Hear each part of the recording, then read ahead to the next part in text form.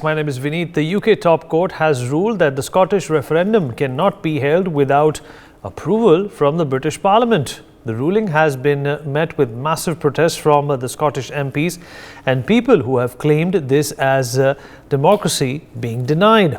So should India now invite the Scottish activists to hold a referendum here, since Khalistanis have been given a free run by the United Kingdom to hold sham referendums in their capital cities? Will this send a message to the United Kingdom to not provoke India and give a free hand to these Pak proxies who demand a free Punjab? Why don't our MPs raise freedom of Scotland as an issue? Perhaps that is the language that the United Kingdom understands. We'll talk about this with our guest. Joining me on the show is Ambassador Suresh Kumar Goyal, former diplomat. Also with us is Professor Madhav Nalapat, editorial director of the Sunday Guardian.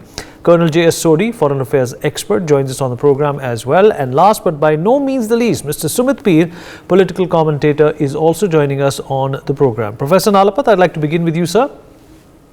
Please. Right, sir. Obviously, there is a hypocrisy being exercised here by the United Kingdom, and this definitely needs to be called out.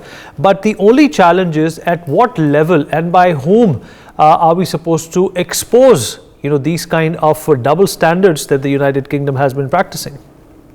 Well, I'd like to say that there is a substantial section of the population in Scotland that favor independence. I think it's about 48%, if I'm not mistaken. And if you look at purely Scot people, that is, people from Wales and from England who also settled in Scotland, large number, only the Scottish, then there is actually a majority of Scottish who favor independence. Now, this feeling multiplied as a consequence of Britain leaving the European Union. This was a very English project. It was English politicians that were driving the entire Brexit bandwagon. Boris Johnson was the cheerleader for Brexit. Almost every one of these politicians who were for Brexit were English, not Scottish, not Welsh, and certainly not Northern Irish. So that has also created a problem in Scotland. Of course, there are issues of economics. Scotland as such, it is getting more from the other parts of the United Kingdom than it is contributing in taxes, various other issues. But there's no question that there's a very substantial segment that wants independence, especially now that the UK is no longer part of the European Union. And may I say, these are very law-abiding people. There's no violence whatsoever. They're extremely law-abiding people, as indeed are the people in Quebec who want a free Quebec, a free French-speaking majority Quebec. So in my personal view, if certain individuals from this movement come to India, if certain people from this movement in Quebec come to India and they set up offices here, I see absolutely no problem in that, because as a democracy, they are of course free to set up offices here, provided they don't indulge in violence or exhort violence. Where the Khalistan thing is concerned, the problem comes essentially because they are very actively promoting violence. And they were responsible for acts of terror, and they want more acts of terror. So that is where it's a big problem.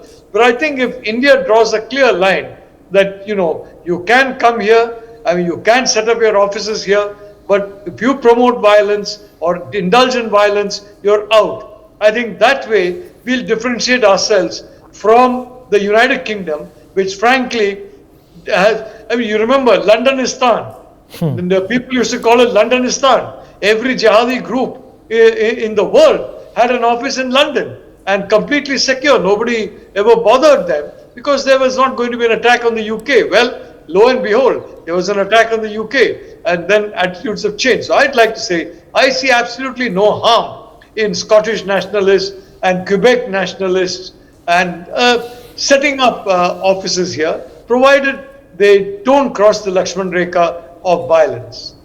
Absolutely. Great point over there. Ambassador Goyal, your thoughts on this? Obviously, the British government is also urging the Scottish people as well as people in Scotland to focus on the struggling economy and the cost of living crisis. They have gone on to say that this is perhaps not the right time to be getting into this business, but there's never a right time for this kind of a move. I don't think the response to terror can be terror. Something which actually feeds on itself, it feeds on the people. And if you have terrorist camps here, whether they are from Khalistan, they are from Pakistan, or they are from UK, whoever they are working on, they ultimately begin to feed on the local population and they begin to affect the local dynamics. So first of all, I just do not support encouraging any kind of terrorist camps from wherever on our land. That is number one. Number two, as far as Scotland is concerned, the decision of the Supreme Court is completely a legal decision. I'm not going to question a legal decision, particularly when I'm not familiar with the British law, but they have decided that the only right to decide on a referendum rests with the UK Parliament. Be that as it may, let them decide whatever they want to be. But at a political level, knowing, as Professor Nalpat also mentioned, the strong feeling among the Scottish people to have some kind of an autonomy, independence, referendum, whatever you will call it, would basically mean that the situation is going to become even more murky and more tense. Afterwards, Nicole Sturgeon has already indicated that most of the members who came to the House is the Scottish Parliament. They came on the assurance, they came on the commitment to having a referendum, and that commitment has not gone even if the Supreme Court has decided otherwise. Therefore, people are going to agitate further. It's going to become a bigger political problem in future, as I see it happening, unless they can sit together and decide on how it has to go forward. Vineet. All right. Appreciate your comments and thoughts, Ambassador Goyal. Sumit Peer, what stance do you take about what's happening in the United Kingdom? This is an ongoing fight. It's been going on for decades now, perhaps even centuries now. It's a 160-year-old fight. But the United Kingdom will not let go. But the fact of the matter is, with the economy of the United Kingdom in dumps, can they really afford this kind of a distraction? Vineet, thanks for having me on your show. In fact, United Kingdom is caught between eating and heating. You have money either to eat or heat, because the way the energy prices are going up, it's difficult to make a choice between the two. You can see a lot of Zoom calls, a lot of people are wearing overcoats in the office. That is the plight in United Kingdom as we speak. But coming back to the issue here, you see, Vineet, carrying a pistol doesn't mean you start shooting the people. This is the time to build our leverage. I am principally against any referendums against any country anywhere in the world. India doesn't get into this business. We should not get into this business. But especially when Rishi Sunak is there, where we have a strategic leverage with him, let's not be ostrich to it. We have a leverage to it. Now, this is the time when we try hard to build our leverages, when we have to use these things, when we have to be in touch with them. And when push comes to shove, if our interests are hurt, if some kind of a referendum happens there, if any kind of a leniency or a complacent attitude is shown by the Rishi Sunak government, then at that point of time, definitely we should pull pull the lever. Time to build the lever, but not to pull the lever right now. Have your back end work done. Use it if and when you need to diplomatically to settle a score. Unless and until, don't use it. Point number two, we need. If you look at the British Parliament, there are approximately 30 MPs who come from Scotland, and what is their origin? Their origin is Pakistani origin. Second generation, third generation Pakistanis, most probably second. These are the people who are driving this referendum. So referendum may not be so straightforward.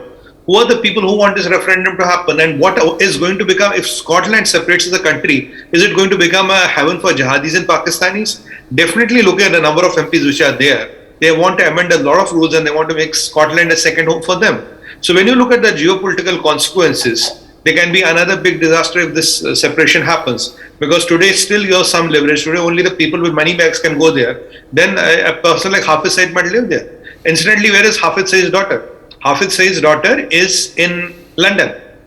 And I don't want to say whom is she dating, because that would be too much. But Hafiz Saeed's son is dating a prominent Indian politician's daughter. And it is in London. It is happening in London. So we already have this fiasco in London, which is kind of happening. Now we want to have more fiascos and all. It is better we keep away, but use it as a strategic leverage and use it, pull the trigger if and when it is required. Else keep your gun loaded and gunpowder dry. Okay. Colonel Sodhi, if you can hear me. Yes, Vineet, I can hear you. Well, it's definitely a catch-22 situation for the United Kingdom. Letting go of an area is always a matter of prestige for a country like the United Kingdom, a prestige that they perhaps are no longer claimants to, because that was a thing of the past. But at the same time, shedding extra weight is another criteria when the crisis pertaining to the economy are bellowing and brewing. But really this does make for a case, especially for India, to at least talk to the United Kingdom and tell them that if this is something that is not stopped when it comes to India, then there obviously will be charges of being a hypocrite when it comes to India and UK relationship. Jai Hind, Vineet. It's my honor to be on a news channel and a privilege to be with the esteemed co-panelists. Vineet, like you rightly said, whatever United Kingdom has been allowing on its soil, whether it is the Khalistani elements, whether it is the Pakistani jihadi elements, who have time and again waged a war against the Indian government, against India, spoken trash against our country. Well, it is opportune time now to convey a clear and a crisp message to the United Kingdom government ki look, kindly stop all these activities which are anti-India, which are happening on your soil.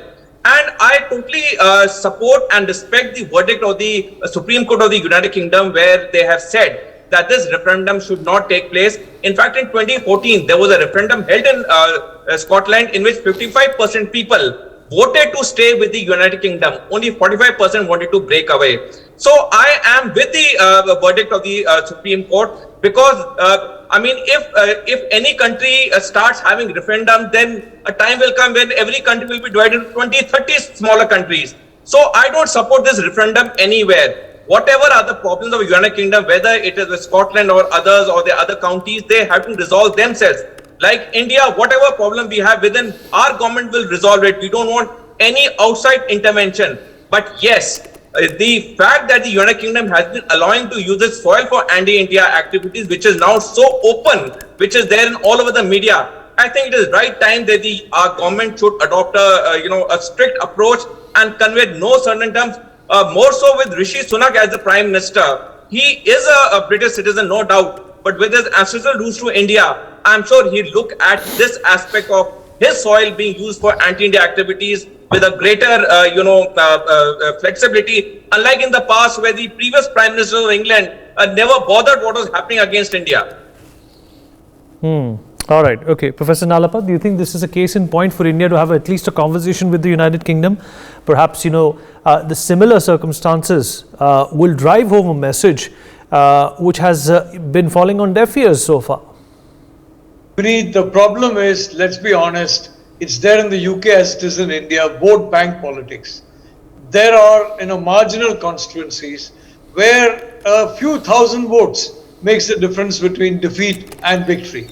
And, Sumit has been talking about a lot of, Pakistani elements in Scotland. Well, there are a lot of Pakistani elements across the United Kingdom, and they're using their vote bank kind of muscle to ensure that the Labour Party, for example, has taken a very unfortunate line, if I may say so, on issues of vital concern to security of India and to the UK as well, if I may add. So I don't really like to say that, look, the first point is very clear, and that is that yes, the Supreme Court of the United Kingdom has spoken, and in any country which respects the rule of law, the apex court is the ultimate authority.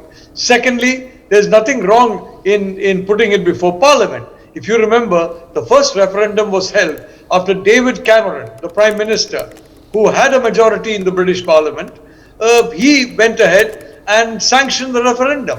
It was not anybody in Scotland who sanctioned the referendum, it was Cameron. Of course, Cameron was a bit too fond of referenda. He did one on Brexit, which he thought that the Brexiteers would lose.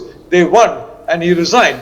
But I think there's logic in saying that unless the Parliament sanctions a referendum, it should not be held. Having said that, I want to say, this is a live issue in Scotland, as it is, for example, in Quebec, in Canada, very live issue.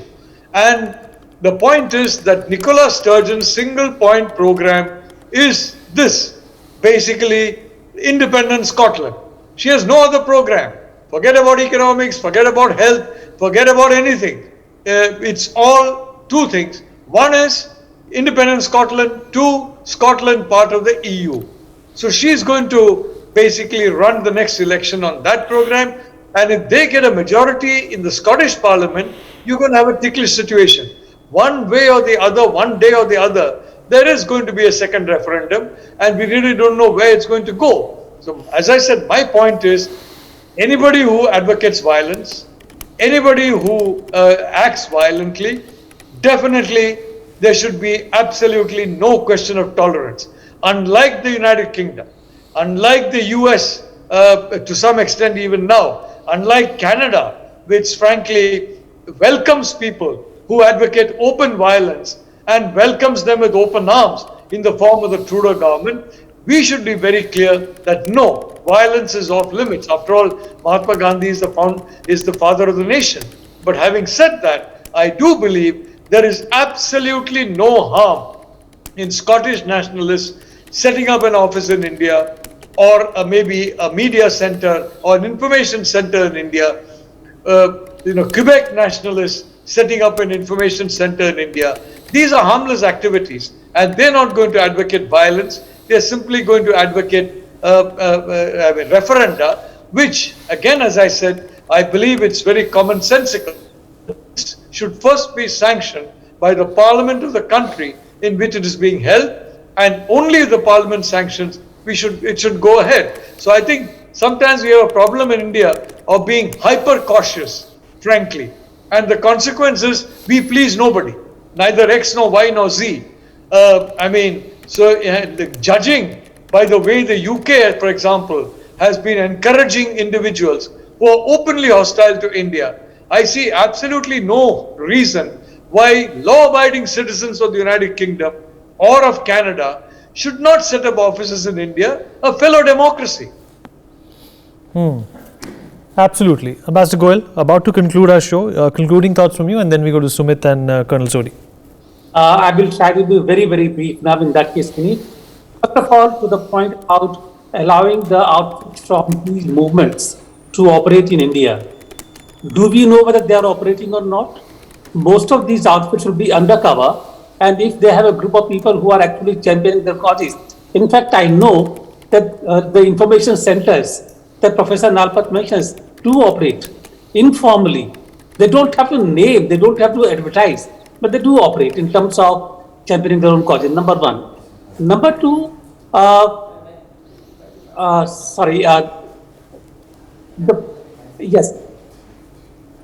terrorism or security risk from the terrorism. In a plurilateral world, there is no all or nothing approach. We choose what we want, and we reject what is not in our benefit. Similarly, in the case of the UK, we develop our relations where it is of advantage to us, and where it is not of advantage to us, we discard it. UK, in any case, is not able to do anything which can threaten our security in the real sense, besides politically saying something which we may not like. But I don't think that is going to cause us a great harm. So basically, we can keep protesting, we can tell them that this is not correct, but the fact is that the UK is hardly a security risk to India, and we should look at it from that point of view. Thank you, Vineet. All right, Sumit Peer. Vineet, the problem here is there are two things. First of all, we have revived the talks of our FTA with UK. That is now official. The FTA is being talked about. And we're talking about $20 billion worth of business. Rishi Sunak is new to the office. We have to give this man a time and see what can he bring to the table. If it's a Justin Trudeau-like a situation, then everything and all the options are open, because he even allowed the second Khalistani referendum to happen. Here in this case, we have to give this man some space, some leverage. But the problem is of the double standards. Traditionally, UK had double standards vis-a-vis India, and even if you look at these Malias and all of the world, where are they? They are again in UK, and because they go with the money bags. What we have to do right now is, I'm of the view that referendums, personally speaking, I'm against all the referendums, because they are a threat to the unity and integrity of the country. If we allow such kind of things to happen, I can be very candid, we can have 15 referendums happening in India. So let's not get into that. India has not got into that. Let's keep away from that. But yes, Politically, diplomatically, can we use them as a leverage? Yes. Should we use them as a leverage? Yes. When it comes to Canada, we should start the office tomorrow morning, no problem, because we know how Justin Trudeau has been behaving, and we have no great relations with Canada. No great trade relations with Canada. But at the center of the Canada is also democracy. You have to take that in account. When it comes to United Kingdom, as long as Rishi Sunak is there, we have to tell him what is the leverage we have. Let's communicate the leverage, and diplomats know how to communicate the leverage. Ambassador Goel can tell you even in 1 or 2 sentences, he can communicate the leverage to his counterpart there, and his counterpart will understand what they can bring to the table. Communicating the leverage, having the back end think all right, but not getting it explicit, not putting it on the ground is always an option you have. You can put it on the ground as and when you think you want. Let's not put it on the ground right now. Communicate the leverage and look, guys, if you do this to us, we do this to you. We can even have a time-bound program. We want you to act on this. If you don't act on this, we can have this. This is what we can bring up for you. So as long as we play on that cards, it looks fine and good. But the problem is also we have to expose their double standards. You cannot have double standards vis-a-vis India. You cannot have a Suva Bremen talking what she is talking. You don't want to have a FTA, and on the same time you don't want to have a mobility pact where you don't want Indians. You cannot have a situation where you want the Indian money, but you don't want the Indians. Where you don't have a situation that, oh, I'm a friend of Khalistanis, but I'm a friend of India. You can be friend of one. You cannot have these Alibabas of the world hiding in your country, especially Indian, those economic offenders, and say, I'm a friend of India. You cannot say, I will not extradite people to India, and yet you can be a friend to India. You cannot say that I'll give open support to jihadis and all these, daughters of these nefarious terrorists, global terrorists in the world who roam freely in India, and yet I'm a friend of India. That kind of a hypocrisy needs to be kind of exposed and talked about. Else, the people like the Scottish referendum and all, they're always options, they're diplomatic tools which we should use to our leverage to the extent possible. And if there's a Labour government tomorrow, then we have a lot of things that we can do. But right now with Rishi Sunak, my humble submission would be, let's give him a time, let's give him some chance, see what he can bring to the table. Even if he can bring 50% of the things under control without excising our liver, sir, liver to tab bhi rahega na. Whatever you can get first, get whatever you can get. Your livers are still intact. You're not given up your livers. What I said, carrying a pistol doesn't mean you start shooting the people. Carry a pistol, keep it loaded, keep it locked. As and when, if there's an opportunity, use it. That is what diplomacy is all about. It's the least has, and between Rishi Sunak, we have a leverage. Let's not destroy that leverage. Let's try to enhance that leverage and tell to the world we have a leverage we need. Even in the national strategy document of France, which was released 2 days back, it is exactly similar to the US national strategy document, where India is the center point, and up to 2030 they are going to have the best of relations to India with the India. It's now a written strategy. So when these things are happening for India, let's not do something which can put everything in a jeopardy. But our options and vikalp sare khulle hain. We'll choose a time and place of our action as and when it works in our national interest. This message should be loud and clear. All right, Colonel Sodhi, your thoughts, and then we wrap up. Beneath till date, India has never allowed its soil to be used for provinces of other countries who want to break away from their motherland. This is the moral high ground we have, and we should continue with it. If any country is having referendum against us, there are ways of tackling them, and the best example I can give you, in Canada, when the first Khalistan referendum was held in September this year, there was so much of publicity and so much of media glare. But the Indian government took the right diplomatic steps, and when the second Khalistan referendum happened on 8 November, it was just a whimper of an event which happened. So our Indian diplomacy is very strong, it is very good. We should follow that in letter and spirit and not allow our soil to be used for any referendum of any province that wants to break away from their country. All right, great point. And this definitely lends a lot of perspective on what India has been asking of from the United Kingdom. We'd like to thank all our guests for being a part of this conversation. For more such videos, subscribe to the NewsX YouTube channel, hit the bell icon.